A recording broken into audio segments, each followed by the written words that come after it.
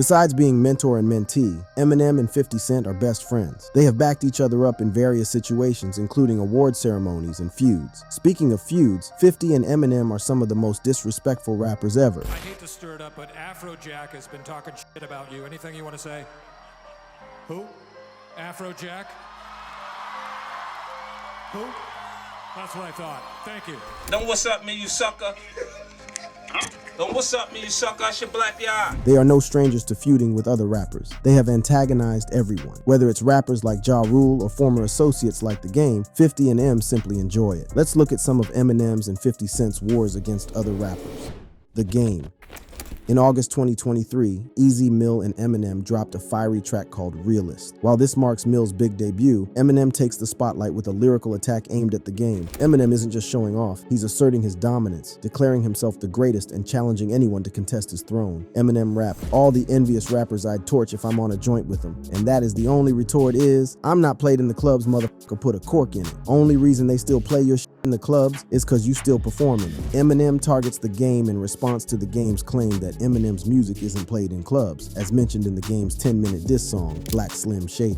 The origin of this feud began with 50 Cent and G-Unit. It all began when The Game caught the attention of Dr. Dre. Recognizing his immense talent and potential, Dr. Dre saw an opportunity to boost The Game's presence in the industry and decided to place him in G-Unit, the rap group led by 50 Cent. This move was intended to provide The Game with the platform he needed to launch his debut album and establish himself. The Game's inclusion in G-Unit was met with mixed reaction. Some saw it as a strategic move to elevate his career, while others viewed it as an attempt to capitalize on his association with 50 Cent. Regardless of the initial perceptions, The Game's affiliation with G-Unit brought him into the orbit of two of the biggest names in hip-hop, 50 Cent and Eminem. As The Game's debut album, The Documentary, hit the shelves, it became clear that his talent was undeniable. The album received critical acclaim and commercial success. Tracks like How We Do and Hate It or Love It became instant classics, showcasing The Game's lyrical prowess and captivating storytelling ability. However, as the success of the documentary soared, tensions began to simmer beneath the surface. The dynamic between The Game and 50 Cent started to reveal cracks. It was during the filming of the music video for Hate It or Love It that the first signs of discord emerged. Reports surfaced that 50 Cent refused to sit next to The Game in a car during the shoot, sparking rumors of a growing rift between the two artists. While the exact reason for this disagreement remains unclear, it marked the beginning of a series of conflicts that would escalate over time. Despite the tensions on set, the music video for Hate It or Love It was released to critical acclaim. The turning point came during a radio interview when 50 Cent publicly announced that The Game was no longer a part of G-Unit. Following the radio interview, tensions reached a boiling point when The Game attempted to enter the radio station building. A scuffle broke out, and amidst the chaos, shots were fired. In the aftermath of the shooting, both sides attempted to downplay the incident and diffuse the tension. A public reconciliation was announced in March 2005, with both The Game and 50 Cent expressing their desire to lay their beef to rest. However, the peace treaty was short-lived. The Game's departure from G-Unit was met with criticism from the group, who questioned his street credibility and loyalty. This criticism fueled The Game's determination to prove himself and defend his reputation. He took to the studio and released a scathing diss track titled 300 Bars and Running, igniting a firestorm of diss tracks between him and 50 Cent. The feud between The Game and 50 Cent quickly escalated, with each artist releasing a barrage of diss tracks aimed at tearing down the other. The rap industry was captivated by the lyrical warfare as fans took sides in the conflict. In 2006, The Game expressed a desire to reconcile with 50 Cent, extending an olive branch in an attempt to mend their fractured relationship. However, 50 Cent remained silent, refusing to engage in any form of reconciliation. The intensity of the conflict was unparalleled, with over 100 diss tracks fueling the fire and keeping the feud alive. In 2010, The Game reached out to 50 Cent on Twitter, publicly asking him to end the feud and put an end to the animosity between them. However, his plea fell on deaf ears, as there was no response from 50 Cent. Despite the lack of response from 50 Cent, The Game continued to pursue peace and put an end to the ongoing conflict. However, his efforts were met with resistance as 50 Cent reignited the beef. With new music in 2012, The Game even initiated a petition for a G-Unit reunion, hoping to mend the broken bonds and reunite the group. However, his efforts were unsuccessful, as G-Unit rejected the idea, making it clear that they were moving forward without The Game. In 2016, G-Unit reunited without The Game at the Summer Jam concert, further solidifying their stance and leaving The Game on the outside outside looking in. In 2022, 50 Cent called out The Game for taking a picture with Lloyd Banks, questioning the intentions behind the photo. The Game, however, appeared to squash the beef, publicly stating that the past feud was over and that he had no issues with 50 Cent. As tensions between The Game and 50 Cent grew, another conflict emerged between The Game and Eminem. The Game targeted Eminem in a diss track called The Black Slim Shady. In the song, The Game attacked Eminem, 50 Cent, Dr. Dre, and even Eminem's daughter. The lyrics were harsh, criticizing Eminem's personal life, career, and reputation, aiming to provoke a response and start a war of words. The release of The Black Slim Shady generated mixed reactions from rap fans and social media users. Some praised The Game's boldness and lyrical prowess, applauding his willingness to take on one of the greatest rappers of all time. Others criticized the track, viewing it as a desperate attempt to gain attention and relevance. The diss track sparked a flurry of discussions and debates within the hip-hop community. Fans took sides, with some defending Eminem and others rallying behind The Game. Social media platforms were abuzz with heated arguments and passionate defenses of their favorite artists. While the diss track undoubtedly caused a stir, it also raised questions about The Game's motivations. Why did he choose to come at Eminem? What were his reasons for targeting one of the most respected figures in the industry? One significant event that may have contributed to the tension between The Game and Eminem was the Super Bowl LVI halftime show on February 13, 2021. Dr. Dre, Snoop Dogg, and Eminem performed at the highly anticipated event. However, The Game was notably absent from the lineup despite his close association with Dr. Dre and his contributions to the West Coast rap scene. The Game's exclusion from the Super Bowl halftime show left a bitter taste in his mouth. He expressed his disappointment and frustration on social media, reposting Instagram stories that questioned why he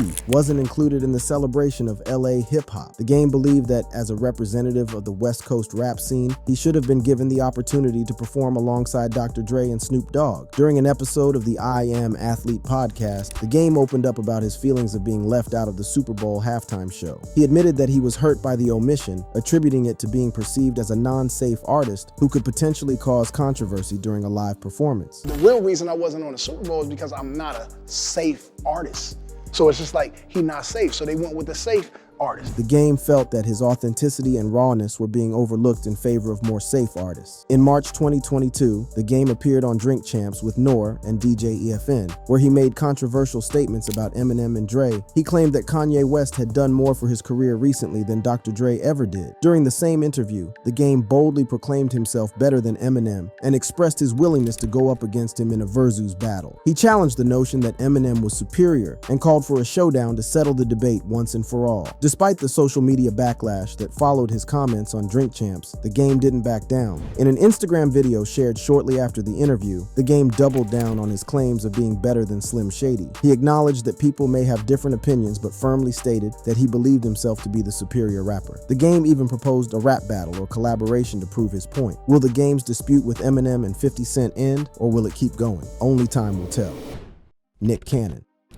In the late 2000s, rumors began to swirl in the music industry about a romantic relationship between Eminem and Mariah Carey. At first, Carey denied these rumors, but Eminem seemed to confirm them in his song Bagpipes from Baghdad from his album Relapse. In this track, Eminem not only addressed his past relationship with Carey, but also took shots at Nick Cannon, who was married to Carey at the time. Eminem's lyrics were explicit and direct, leaving no room for interpretation. He rapped, "Mariah, whatever happened to us? Why did we have to break up?" before adding, "Nick Cannon better back the up. I'm not playing. I want her back, you punk." He didn't stop there, continuing with, "Nick, you had your fun. I've come to kick you in your sack of junk." These provocative lyrics didn't sit well with Cannon, who quickly fired, back with a threat to sue Eminem. In a now-deleted Tumblr post, Cannon wrote, "I don't know why no one has stood up to your yet, but I guess it's going to take a corny whack-rapping boy toy from Nickelodeon to set you straight. And trust, I'm going to be relentless. Even though I got a lot of other obligations and occupations, you are my new full-time job, homie." The feud didn't stop with Cannon's response. Mariah Carey herself seemed to hit back at Eminem with her song Obsessed. In the music video, Carey even dressed up like Eminem, further fueling the fire between the two artists. Over the 10 years that followed, the feud between Eminem and Nick Cannon seemed to slow down. However, it resurfaced in September 2019, when Cannon appeared on T.I.'s podcast, Expeditiously. During the podcast, Cannon recalled a moment when he and Eminem were flying back on a jet from Africa or somewhere, and Eminem dropped a song talking bad about Mariah. Cannon, feeling protective of his wife, wrote a long letter to Eminem, expressing his respect for him as an artist, but also holding him accountable for his disrespectful words. To most, Cannon's comments were seen as civilized and mature, but to Eminem, they were fighting words. Eminem returned to music once again to send yet another message to the America's Got Talent host. This time, time, he chose to do it through a verse on Fat Joe's song, Lord Above. In this verse, Eminem rapped, "I know me and Mariah didn't end on a high note, but that other dude's whip, that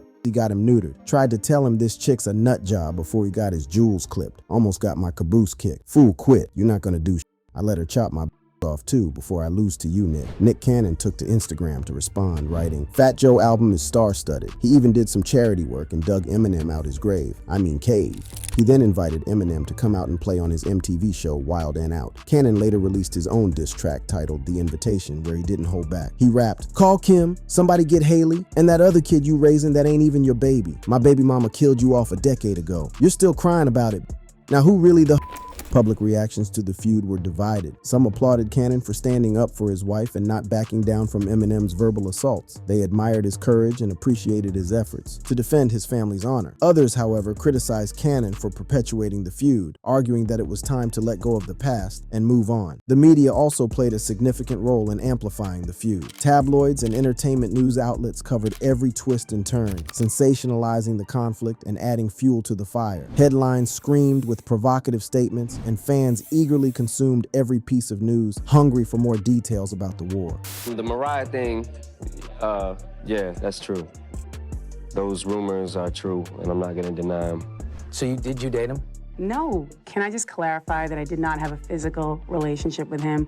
I did not have an intimate relationship. I've been with less men than I can, than on one hand. So he's not one of those men. But amidst the chaos, there were those who called for peace and reconciliation. Some fans expressed their desire to see Eminem and Nick Cannon bury the hatchet and focus on their music rather than engaging in a never-ending feud. They hoped for a resolution that would bring an end to the animosity and allow the artists to move forward. However, it seemed that the feud had taken on a life of its own. Both Eminem and Cannon continued to exchange jabs using their music and social media platform. The war spilled over into other aspects of their lives, with Cannon sampling controversial songs from Eminem's past in an attempt to tarnish his reputation. In recent times, the feud between Eminem, 50 Cent, and Nick Cannon seems to have subsided, at least publicly. The intense back and forth between the artists has become less frequent, and they are now focusing on other things. However, fans and industry insiders are still curious about the status of their feud. Even though the public may think the conflict has calmed down, some believe that there's still underlying tension between the artists. Their history of clashes and personal attacks suggests that there might be unresolved issues that could flare up again. Despite the seeming peace, fans carefully examine every move, lyric, and social media post, looking for hidden messages and subtle disses. They scrutinize interviews, music releases, and public appearances, hoping to detect any lingering hostility between the artists. The speculation surrounding the feud extends beyond the artists themselves. Some fans wonder if there are underlying motives behind their ongoing war. Is it purely personal, driven by past grievances and hurt feelings? Or could there be a strategic element, with each artist using the feud to generate publicity and maintain relevance? Only time will reveal the true nature of the current status of the feud. In 2005, Nick Cannon and Mariah Carey met at the Teen Choice Awards, and they later tied the knot. In 2008, when Eminem's diss track first dropped, Cannon and Carey were still a relatively new couple, which may have contributed to Cannon's protective stance. However, their marriage ultimately didn't last, and they divorced in 2016 after 8 years together. Despite the split, Cannon has continued to defend Carey over the years, and they remain civil for the sake of their children, fraternal twins, Moroccan and Monroe. As for 50 Cent, he found himself entangled in the feud when Cannon made a joke about his weight on his podcast. Cannon claimed that 50 Cent had gained weight and joked about his appearance, even going as far as saying that 50 Cent looked like he had a pack of hot dogs in the back of his neck. He is fat. That's He looked like he got a pack of hot dogs in the back of his neck. While 50 Cent seemed unfazed by the comments at first, he took a jab at Nick Cannon in an Instagram post. In the post, 50 Cent shared a message about relying on God, suggesting that success isn't based on luck. He added a caption warning people like Nick Cannon who are using him for their marketing campaign. 50 Cent said, "If your marketing campaign is, say something about 50. You're not gonna make it. Have a nice day." However, this wasn't the first time 50 came at Nick. In an interview on The Breakfast Club in 2020, 50 Cent discussed Nick Cannon's feud with Eminem. 50 Cent mentioned that Eminem thrives in a battle format and gets comfortable when challenged. talent. The conversation also touched on Cannon's song Used to Look Up to You, which 50 Cent clarified was aimed at him, not Eminem. 50 expressed that he finds Cannon's rap skills lacking and referred to him as legendary corny from the beginning. The consensus among the hosts was that they didn't understand why Cannon is so passionate about rapping, with 50 Cent straightforwardly stating, "You suck, bro." In a recent interview with Forbes' Brian J. Roberts, 50 Cent expressed confusion about why Nick Cannon has 12 kids. As 50 talked about regretting buying a big house for himself, he suggested that a smaller home would be enough for him. He remarked that Nick Cannon and his many kids might have liked the big house. In the end, the current status of the feud between Eminem and Nick Cannon remains a subject of speculation and debate. Will they ever find common ground and put their differences aside? Or will the war continue to smolder, ready to ignite at any moment? Only time will tell if this ongoing beef will ever truly be resolved. Ja Rule. In the late 1990s, the feud between 50 Cent and Ja Rule began with a series of shocking events that set the stage for years of animosity and rivalry. It all started in 1999 when Ja Rule was robbed at gunpoint while shooting a music video. One of 50 Cent's affiliates allegedly stole Ja Rule's chain during the incident. According to 50 Cent, Ja Rule later encountered both of them at a club and displayed a cold attitude towards him. However, Ja Rule denies seeing them together, although he confirmed the robbery took place. He claims that their beef stems from 50 Cent feeling snubbed by Murder Inc., Ja Rule's record label, during a shoot for his single Murder for Life. In the same year, 50 Cent retaliated with a diss track titled Life's on the Line. This track, aimed directly at Ja Rule and Murder Inc., was released as part of 50 Cent's shelved debut studio album, Power of the Dollar. Unfortunately, the album never saw the light of day and was overshadowed by Ja Rule's highly successful debut album, Veni Vedi Vici, which sold millions of units. The tensions between 50 Cent and Ja Rule escalated further in 2000 when the two rappers found themselves booked to perform at the same Atlanta nightclub. What was supposed to be a night of music turned into a verbal altercation, which quickly turned physical. The feud took a dangerous turn later in 2000 when 50 Cent's G-Unit crew crossed paths with Murder Inc. at the Hit Factory Studios in New York City. Ja Rule allegedly received a tip-off that 50 Cent was recording there and decided to pay him a visit. The encounter turned violent, and 50 Cent ended up being stabbed by Murder Inc. rapper Black Child. This incident further fueled the animosity between the two camps and solidified their status as sworn enemies. These shocking events between 1999 and 2002 set the stage for the intense and long-lasting feud between 50 Cent and Ja Rule. In 2002, 50 Cent released his first hit single, Wanksta. This track, which was said to be inspired by Ja Rule, became 50 Cent's breakthrough hit, peaking at number 13 on the Billboard chart. The success of Wanksta solidified 50 Cent's position in the rap game and further intensified the rivalry between him and Ja Rule. However, in the same year, 50 Cent faced a credibility challenge when Irv Gotti, a prominent figure in Murder Inc., accused him of filing an order of protection against him and Ja Rule. This allegation put 50 Cent's image on the line, as it suggested that he was seeking legal protection from his rivals. 50 Cent denied the accusation, and it did not impact his reputation. It later emerged that an order of protection had indeed been issued, but it was filed on behalf of 50 Cent by the police, not against him. The years 2002 and 2003 witnessed a heated exchange of diss tracks between 50 Cent and Ja Rule. Both artists took shots at each other through their music, with 50 Cent releasing tracks like I Smell Back Down and Hail Mary. The latter track specifically targeted Ja Rule's alleged obsession with Tupac. In response, Ja Rule fired back with tracks like Loose Change and Guess Who Shot Ya. This back and forth exchange of diss tracks further intensified the feud and kept fans eagerly awaiting each new release. 50 Cent and Ja Rule continued to make headlines and stir controversy between 2007 and 2019. In 2007, Ja Rule accused 50 Cent of copying his style. During an interview with Angie Martinez on Hot 97, Ja Rule suggested that 50 Cent's musical style became influenced by him after signing with Shady Records. This accusation insinuated that 50 Cent lacked originality. In 2013, Ja Rule made a surprising statement during an interview. He admitted that he felt 50 Cent had ultimately won the beef between them. However, in the same year, an unexpected incident occurred that seemed to suggest a potential truce between the two rappers. Ja Rule and 50 Cent found themselves on the same flight, sitting in the same row. Ja Rule took to Twitter to share the coincidence. This unexpected encounter gave the impression that the rappers had put their differences aside and were finally at peace. But any hopes of a resolution were short-lived. Later, in 2013, during his set at Hot 97 Summer Jam, 50 Cent took the opportunity to mock Ja Rule and Murder Inc. once again. He performed his diss track I Smelly